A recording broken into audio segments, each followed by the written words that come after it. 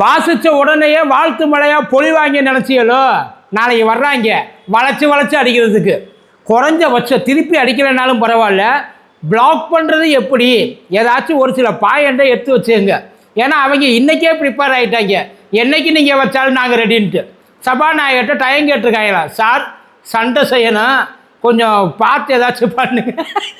சபாநாயகரால் என்ன பண்ண முடியாது. நீங்கள் அப்படிலாம் கேள்வி கேட்கக்கூடாது, முதல்வரை பார்த்து நீங்கள் அப்படிலாம் மிரட்டக்கூடாது, அவரை நீங்கள் கேள்வி கேட்டு அவரை பதில் சொல்ல முடியாமல் கூடி குறுக வைக்கலாம் கூடாது அப்படின்னு சொல்ல முடியுமா? என்ன முடியாது, வேறு வழி இல்லை. அதாவது தள்ளி வேணால் போடலாமே தவிர அதுக்கு தடையெல்லாம் போட முடியாது. இன்றைக்கி வாசித்தாலே ஒரு வேளாண் பட்ஜெட்டு, வெளியில் வந்த அத்தனை பேரும் துப்புனதை சேர்த்தாலே காவிரியில் அவ்வளோ ஓடும், பஞ்சமே வராது. இந்த சொல்லுவாயில்ல, வடிவேலன்னு சொல்லுவார்ல, இவ்வளவு நாளாக இவ்வளவு எச்சில் எங்கடா வச்சுருந்திய, கிட்டத்தட்ட அந்த மாதிரி தான். கழுவி ஊற்றாத ஆளே கிடையாது, வேறு வழி இல்லை. அவங்கெல்லாம் டீசெண்டாக பேசணும் அப்படின்ற ஒரு நிர்பந்தம் இல்லை. அவங்க போக்கில் நீங்கள் எப்படி வேணாலும் பேசலாம், எந்த கண்டிஷனும் இங்கே கிடையாது அப்படின்னு சொல்லியிருந்தாங்கன்னு வைங்கள, அப்போ தெரிஞ்சிருக்கும். உரிச்சிருப்பாங்க ஒவ்வொருத்தனும், மைக்கை விட்டு எந்திரிச்சு போக மாட்டாங்க. உள்ளுக்குள்ளே அவ்வளோ இருக்குது சார். இப்போ சௌமியா அன்புமணி அக்கா இருக்கால, அவங்க கேட்டாங்க, என்ன கேட்டாங்கன்னா, பார்த்துக்கங்க இது வேளாண் பட்ஜெட்டா, வேளாண் பட்ஜெட்டுக்கு எது மெயின்? தண்ணி, நீர் ஆதாரம். அந்த நீர் ஆதாரத்துக்கு ஏதாச்சும் ஒரு இடத்துல இவங்க எங்கேயாச்சும் ஒரு குறிப்பாக வச்சுருக்காங்களா? ஒன்றுமே கிடையாது சார். வெத்து பட்ஜெட் இது, வேளாண் பட்ஜெட் இல்லை, வெத்து பட்ஜெட்டு. இதை எடுத்துக்கொண்டாந்து இவ்வளோ நேரம் உட்கார வச்சது டோட்டல் வேஸ்ட்டு. எதிர்பார்த்தது எதுவுமே இல்லை. அதான் எதிர்பார்த்ததில் ஏதாச்சும் ஒன்று ரெண்டு இல்லைன்னா பரவாயில்ல, அட்ஜஸ்ட் பண்ணிக்கலாம், கொஞ்சம் மடக்கி கொஞ்சம் ஒடுக்கி உட்காந்து வாங்கலாம். நிற்கிறதுக்கே இடம் இல்லாமல் உட்கார வச்சுருக்குறாங்கல்ல அவங்களுக்குள்ளே. இப்போ இந்த இதில் அன்ரிசர்வில் ஏறிட்டு போவேன்ல, அந்த மாதிரி தான் இருக்குது நிலமை. எதுக்கு அன்ரிசர்வ் ஞாபகம் வந்துச்சுன்னா, நீங்கள் ஊருக்கு கிளம்புறேன், டிக்கெட்லாம் புக் பண்ணியாச்சு, நான் சந்தோஷமாக போகிறேன், நீங்கள் சந்தோஷமாக போவீங்களா? சட்டசபைக்கு நாளைக்கு வச்சு நிற்க வச்சு ஒவ்வொருத்தரும் எல்லாத்தையும் செய்வாங்க. காவிரி பிரச்சனையை பற்றி ஏதாச்சும் ஒரு இடத்துல ஏதாச்சும் அவங்க என்ன பண்ணிட்டாங்க, ஒட்டு மொத்தமாக நாங்கள் எதுக்குறோம் அவ்வளோதான்ப்பா, முடிஞ்சு போச்சு, எதுக்க சொன்னீங்க எதுக்குறோன்னு சொல்லிட்டோம், இதுக்கு மேலே வேறு என்ன பண்ண சொல்கிறிய? எல்லோரும் உட்கார வச்சு கேள்வி கேட்பாங்க சார். நாளைக்கு எல்லோரும் ஆக்சிடென்ட் ஆகாமல் வந்துடுவீங்களா? வெளியில் வாய் எவ்வளோ தூரம் நீளுது, ஒவ்வொருத்தருக்கும் கோவம் அப்படியே பொத்துக்கிட்டு வருது இல்லை, விட்டால் அப்படியே குறவலையை பிடிச்சி கொட்டோடு தூக்கி அப்படியே சவத்தில் நிப்பாட்டுற மாதிரி பேசுகிறீங்கல்ல, நாளைக்கு பேசுங்க. நாளைக்கு உங்களை யாரும் தடுக்க போகிறதில்ல.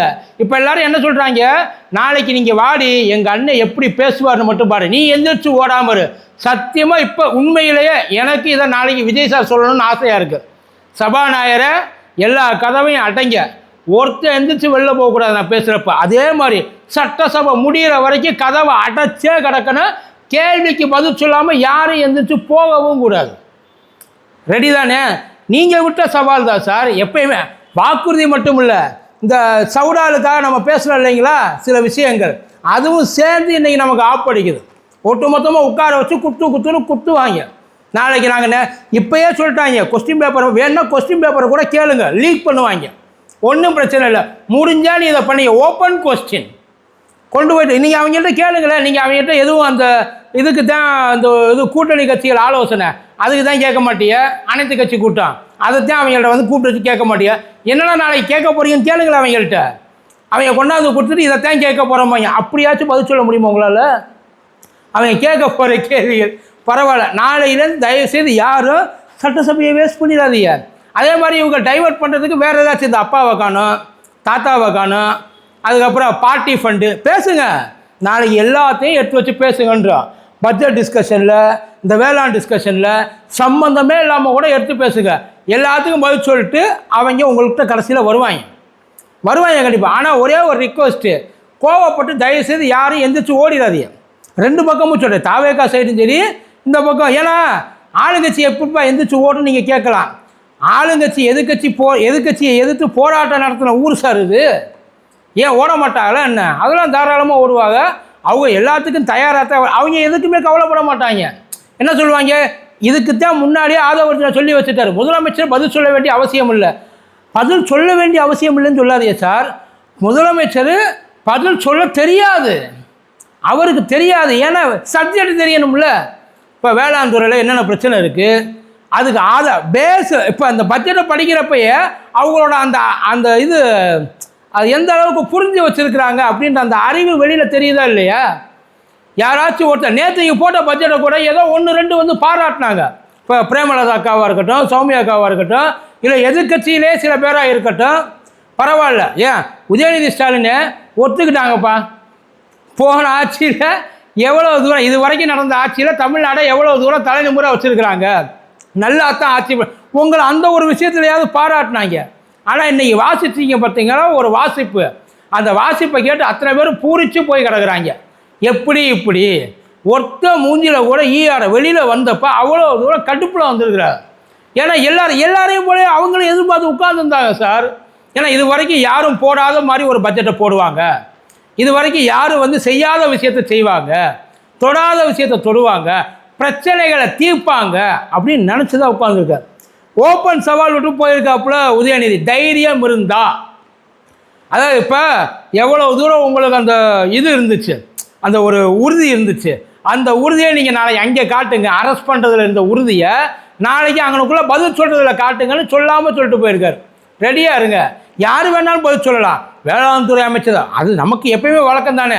வேளாண் துறையை கேட்டால் கனிம வளம் வரும், கனிம வளம் கேட்டால் அறநிலைத்துறை வரும், அறநிலையத்துறை கேட்டால் நீர்நிலை வரும், நீர்நிலையை கேட்டால் பொதுப்பணித்துறை வரும், காவல்துறையை கேட்டால் வாயவே திறக்க மாட்டாங்க. அது யார் கண்ட்ரோலில் இருக்குன்னு இது வரைக்கும் யாருக்கும் தெரிய மாட்டேங்குது. இல்லைப்பா உள்ளது தானே, அரெஸ்ட் பண்ணுறப்ப மட்டும் அவர் கண்ட்ரோலுக்கு போயிடும் போல். மற்ற நேரத்துலலாம் அவங்க யார் கண்ட்ரோல், என்ன பண்ணுறது, ஏது செய்கிறது, பாவம் உண்மையிலே அவங்களும் குழம்பி போய் இருக்கிறாங்க. யார் சொன்னாலும் யாராச்சும் ஒருத்தர் சொன்னால் கேட்கலாம், யார் சொன்னாலும் கேட்கணுன்ற நிலைமைக்கு நம்மளை இப்படி ஆளாக்கி உட்கார வச்சுருக்காங்களே, அவங்க வேதனை அவங்களுக்கு. இப்போ நாளைக்கு எல்லோரும் ஓடி வருவாங்க. ஓடி வர்றப்போ நீங்களும் வந்து தயவு செய்து உட்காந்து பொறுமையாக அந்த ஃபேஸ் ரியாக்ஷன் நீங்கள் எப்படி வச்சுட்டா அதே ரியாக்ஷனோடையே பதில் சொல்லுங்கள். யாருக்கும் எந்த பிரச்சனையும் கிடையாது.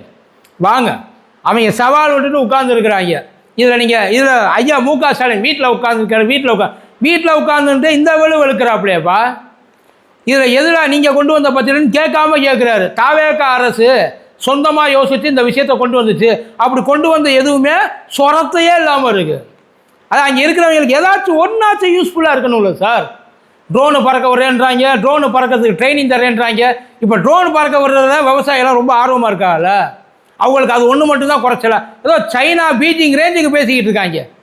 இல்லை சார், அப்படி தான் சார் பேசுகிறாங்க. அந்த ஊரில் அவங்க டெக்னாலஜி அரசாங்கம் என்னென்ன பண்ணுதுன்றதை பார்த்துருக்கீங்களா? அவன் எப்படி நீங்கள் இந்த பட்ஜெட்டை நீங்கள் பேசாமல் பண்ணாமலே இருந்திருக்கலாமே சார். ஏன்னா இது பண்ணதும் ஒன்று தான், பண்ணாததும் ஒன்று தான். இதனால் யாருக்கு என்ன லாபம்? இதனால் விவசாயிகள் சந்தோஷமாயிட்டாங்க. குறைஞ்சபட்சம் அதாவது எதிர்கட்சிகள் நீங்கள் என்ன பண்ணாலும் கடுப்படிக்கும். எதிர்கட்சிகளுக்கு நீங்கள் என்ன பண்ணாலும் அவங்களுக்கு வந்து கடுப்பாக தான் இருக்கும். இவங்க நல்லது பண்ணினாலும் கடுப்பாக இருக்கும், கெட்டது பண்ணினாலும் உள்ளுக்குள்ளே ரொம்ப சந்தோஷ கடுப்பாக இருக்கும்.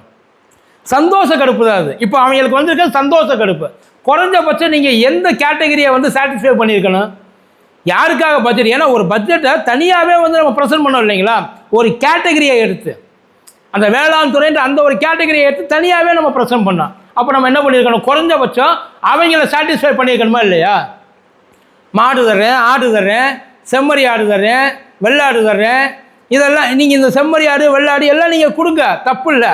அதை வாங்கி அறுத்து திங்கிறதா? 5 நாள் ஒரு நாள் ஒரு 2 மாதத்துக்கு சாப்பிட்லாம், 3 மாதத்துக்கு சாப்பிடலாம். அது மேய்கிறதுக்கு புல் வேணாமா? புல் வளர்கிறதுக்கு தண்ணி வேணாமா?